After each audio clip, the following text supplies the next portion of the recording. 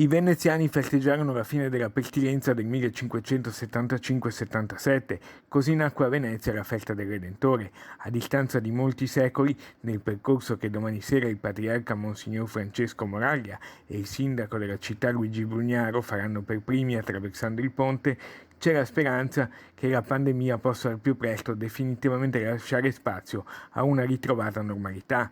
Ecco perché l'inaugurazione del tradizionale ponte votivo, aperto alla cittadinanza da domani sera alle 20, che collega la fondamenta delle Zattere alla Basilica del Santissimo Redentore alla Giudecca, offre ancora un profondo legame con l'attualità e molti significati che partono dalla storia, ma arrivano presto anche al presente e al futuro. Il ponte è realizzato da Insula, su incarico del comune, misura 333 metri, in 16 moduli galleggianti in legno e acciaio ed è sorretto da 34 barche, nonché fornito di 140 lampade per l'illuminazione. Anche quest'anno sarà un Redentore modificato dal Covid, con partecipazione ridotta e contingentata, ma rispetto al 2020 torna lo spettacolo pirotecnico dei fuochi d'artificio in bacino di San Marco.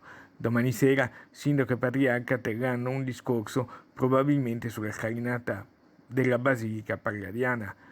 Domenica invece alle ore 19 il grande pontificale del patriarca Francesco che Antenna 3 seguirà in diretta. Le operazioni di smontaggio del ponte inizieranno dalle 22 di domenica 18 con la sospensione del traffico acqueo fino alle 6 di lunedì 19, quando verrà assicurato un varco di 135 metri per il passaggio dei mezzi. Il ponte sarà completamente smontato nell'arco di 2 settimane.